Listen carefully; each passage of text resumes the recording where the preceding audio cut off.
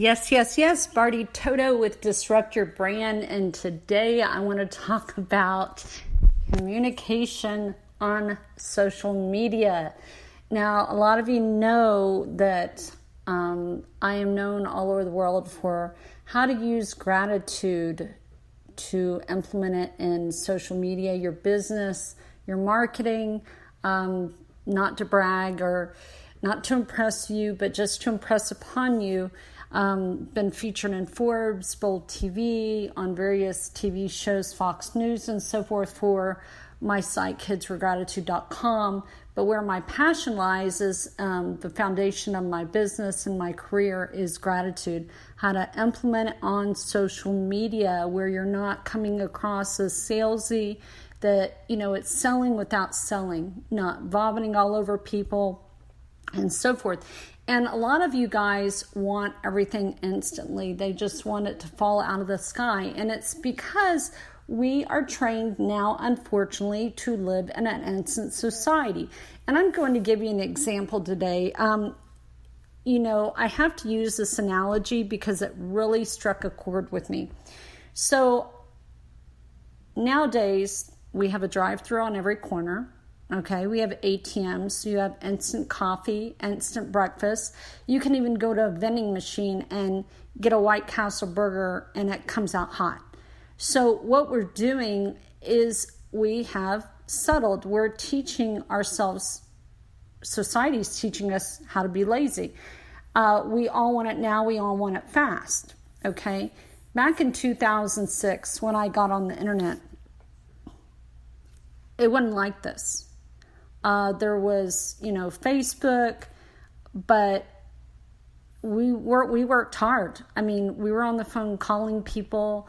We didn't have to hide behind, chat, Snapchat, text, Facebook, Instagram, because unfortunately we do. We hide in our cars to go through the drive-thru. We hide behind our computer on social media. We're not communicating anymore. And that is a problem. And I teach people how to communicate on social media using gratitude. But something struck me today, backing up to my story, is I was at Starbucks and the drive-thru was closed. So I went inside and a guy said something very profound.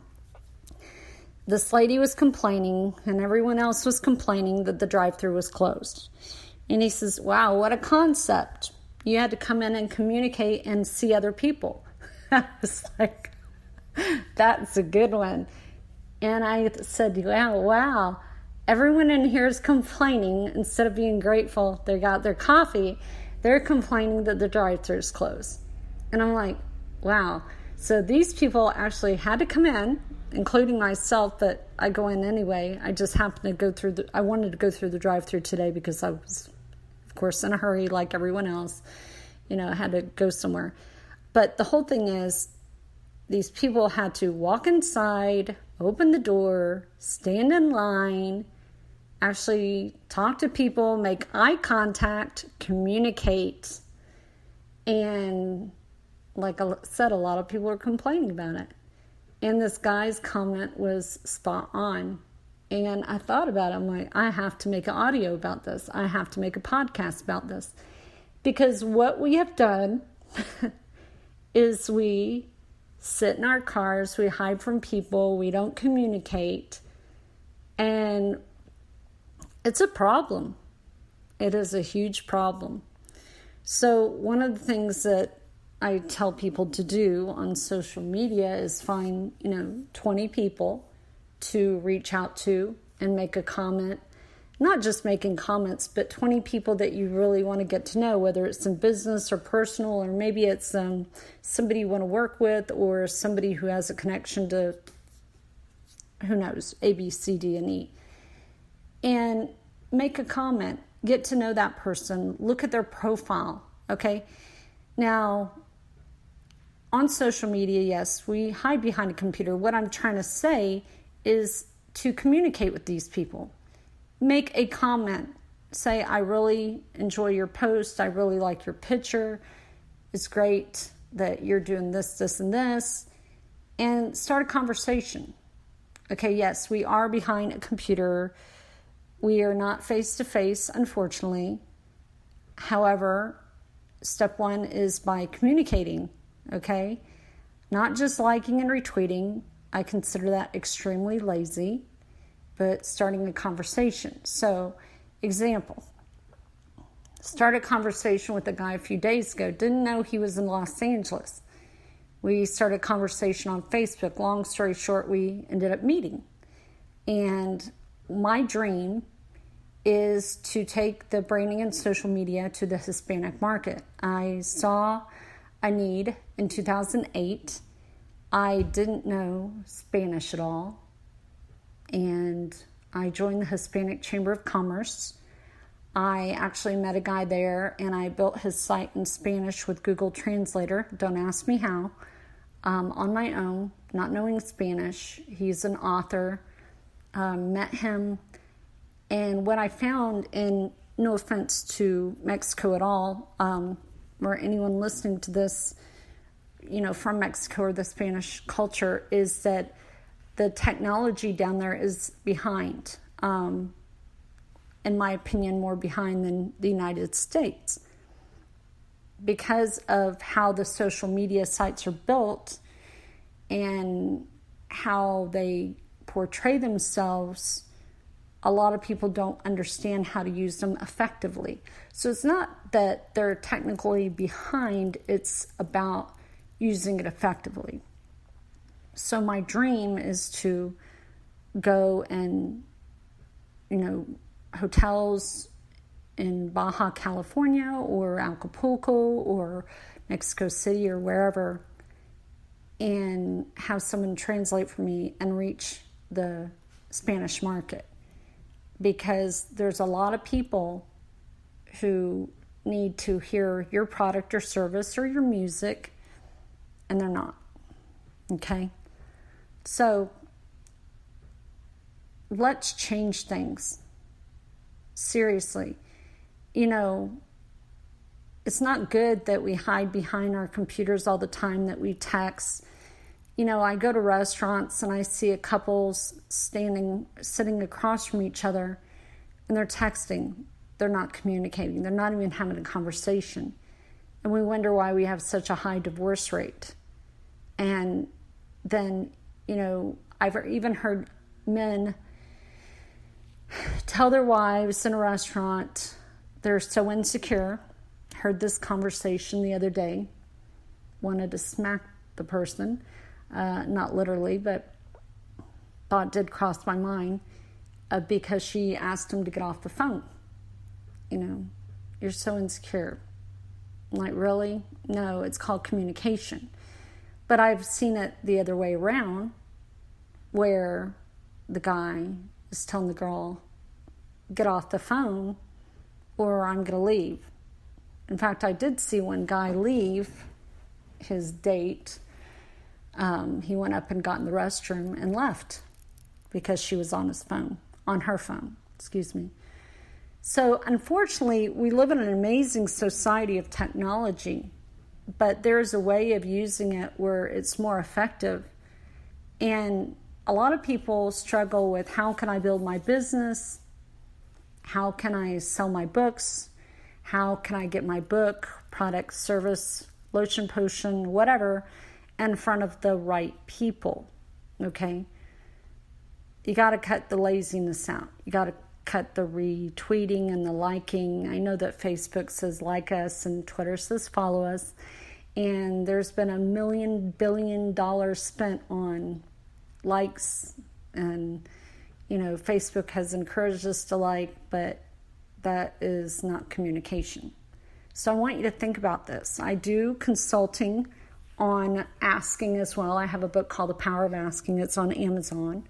A friend request is an ask. Think about it. When you ask, you're allowing somebody to give back to you. Asking is a form of gratitude. When you ask, you're, like I said, allowing someone to give back, which is gratitude. I want you to ask big. I want you not to be afraid of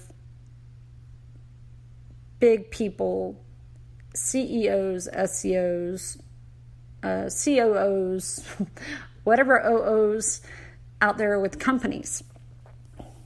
People ask me, how did you get to Mike Ditka, coach of the Chicago Bears, Super Bowl 85 and Dallas Cowboys? How did I interview T.D. Jakes? How did I get to Real Talk Kim, whom I'm going to interview? How did I get to, Lisa Gibbons or American Airlines or all these people who have, stood behind my book? Couldn't find the words, guys. I got a headache right now, I'll be honest with you. But I wanted to, even though I have a headache, okay, I wanted to make this audio. I didn't want my headache to be an excuse. And excuses are well-planned lies, as my former mentor told me. So don't use excuses on social media that you don't know how to use it. You're afraid. You don't know how to use Instagram. You don't know how to use Twitter. You can call me or go to bartytotomedia.com, fill out the form, get a hold of me, and we can set up a session. I charge by the hour, or I charge by the day, or 2 days, or, however you want to do it. So that is it. I hope you got a lot out of this.